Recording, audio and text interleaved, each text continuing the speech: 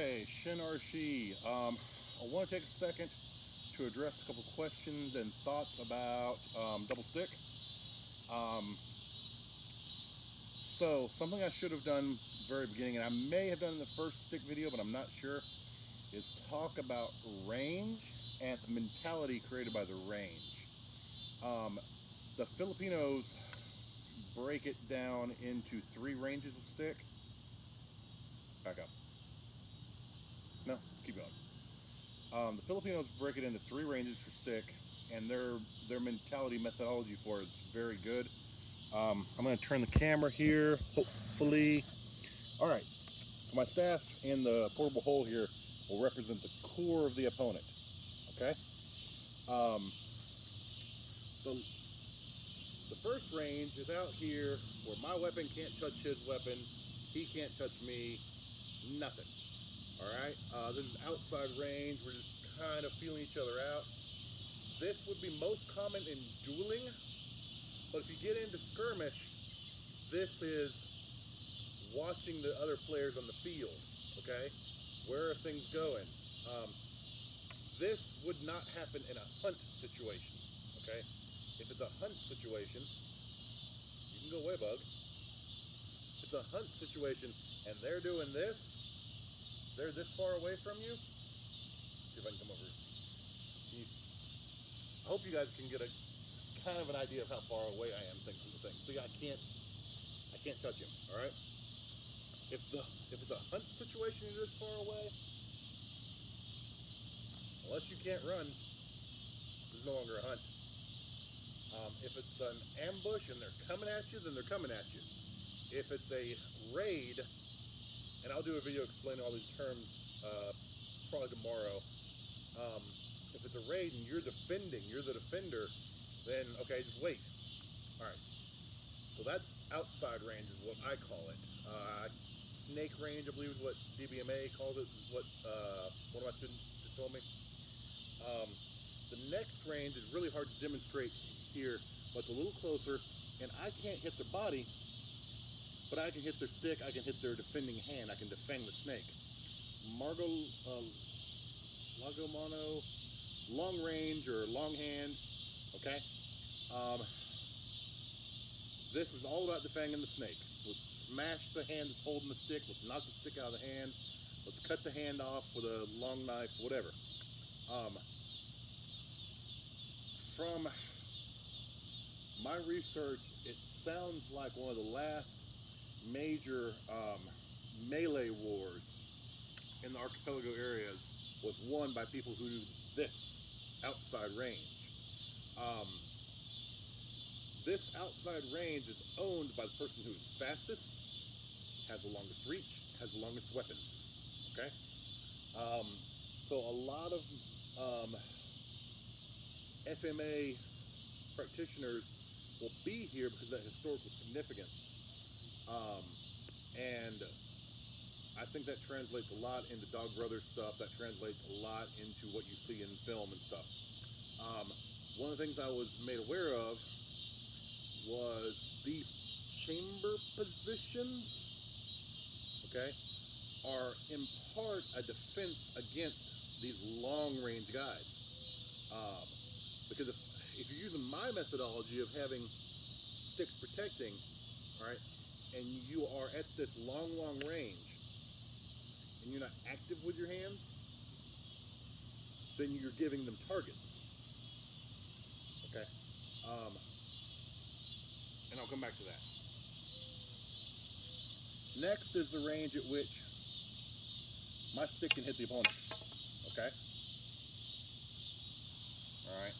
And last is the range at which a free hand can grab, touch, punch, whatever. Okay. I can block and hit. Okay. All right. A big chunk of our double short weapon mentality and technique doesn't come from the FMA systems, Filipino martial arts systems, or Krav Maga Kabong, even though we steal stuff from it all the time.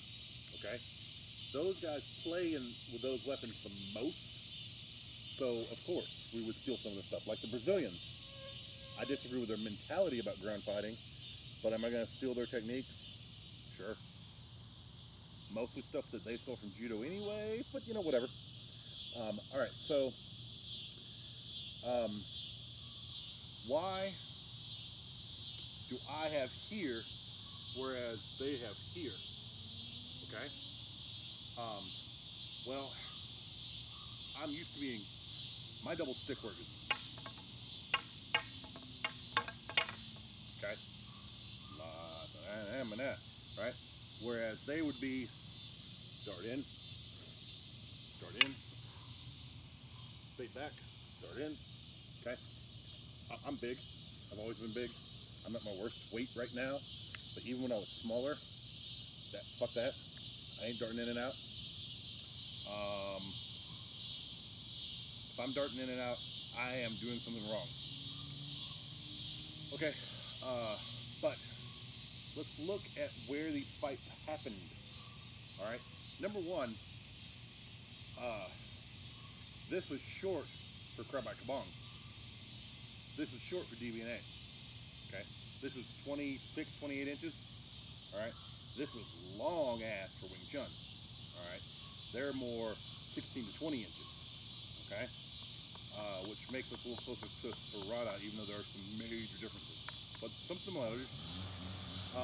So, and I really hope you guys can hear with cicadas and whatever the hell that is.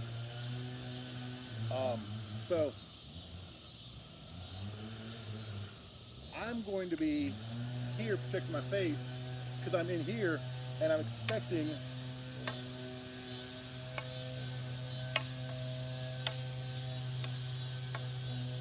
to be blocking and attacking at the same time all the time. Okay? Even if I'm not actively blocking, I am covering to be able to hit. Okay? Why? Fights in the Philippines, fights in Indonesia, Malaysia, okay? We're on beaches where we're running the length of the beach to attack each other, okay? Or they're in tight-knit jungles where I'm darting between trees and running past you. Fights in southern China, okay, especially late period fights, we're on boats where you don't have a lot of room to play around on. We're on piers. We're on going from the beach to the ship and the ship to the beach. Shorter distance. More importantly, they were inside and in alleyways and on rooftops. Short range fights. Okay? So that's when the butterfly sword, and I should have brought butterfly swords out here, make more sense. If I am way out here, all right, and I'll do it this way so you can see. If I'm, let's go through here.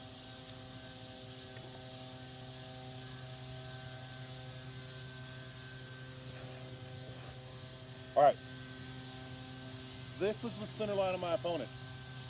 If I am this close, all right, if I'm moving to be this close, all right, I don't want my weapon to come way over here because then he can push my arm. He can strike my arm to me. If I'm here, I automatically have a threat there. All right? So in close range, I am stopping here to cover myself. All right?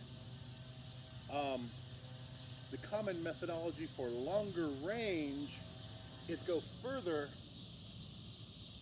because there's more time for you to get back there, but also do it further to take my hand away from being their target. Okay? If I stop here with a long range guy who's used to hitting arms, then conceivably he can get my arm. I'm hoping that I am constantly trying to get in. Okay? So that's one thing to think about whenever you see me doing double stick, is that our methodology of that is fundamentally different Corto Mano, I believe, is that closest range in Filipino. So most of our double stick is to get into Corto Mano. Most of our techniques of our style at all are going to be there, okay? I want to be constantly in contact with this guy's arms or his body. I want to be grabbing a shirt. I want to be grabbing an arm. I want to be riding off this arm to hit, okay? So that's why that methodology is. So when I'm doing my staff form, I'll have an extra staff out here to give you an idea. But when I'm doing my staff form, I'll try to line this up. I am trying to get close, so that's why I stopped, still pointing at the guy. Okay? That's why I really want to be here to the core. Okay? Because if I push past the core more than a quarter of the body width, then it's really easy to take me way off center. And so that same methodology translates to our empty hands. Okay? When I'm... Okay.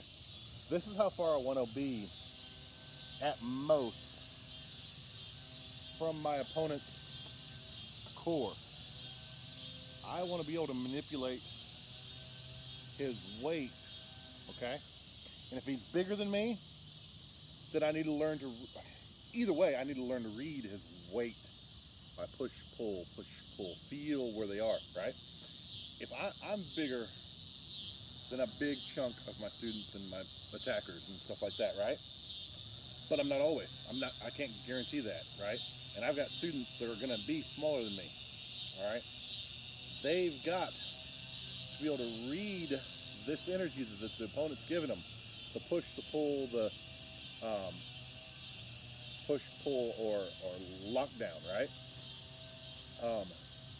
So they've got to be able to know which way. If the person is pushing, how to pull them. If the person is pulling, how to push them. If the person is braced or locked down, how to move around it. Okay? So I'm going to just start yammering. So I'm going to stop there.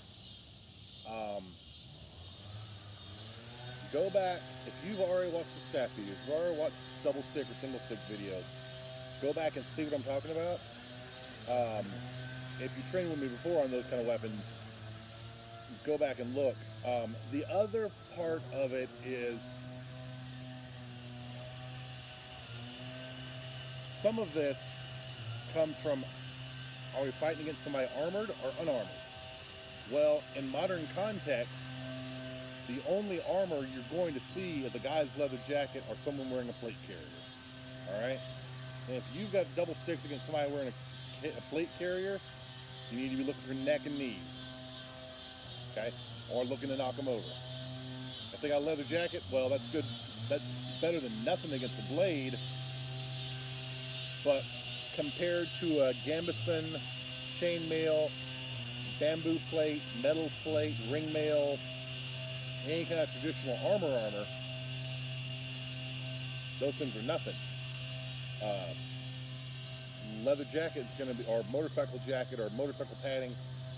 Those kind of things are secondary, non-intentional armor. And the plate, the chest plate, is designed against ballistic damage. And then we just go around it. One of the things we were supposed to be doing before pandemic hit was one of the guys, or I was going to order a plate carrier just to practice moving around that. Not just in case of, the apocalypse comes and we have to fight a military force, but that kind of armor is more ubiquitous now than any time in history among civilians. You know, self-stop, not just stuff militias, but anybody can, for the right price, buy that. Just as easy as they can buy a gun. They just have to order it. Even easier, really, even doing the background check. All right, and I am rambling. I hope this video worked, and you could hear me. If you can't hear me, please make a comment. Okay, it's quiet right now. If you can't hear me very well during the video, make a comment. I'll come back and remake this. Have a great day.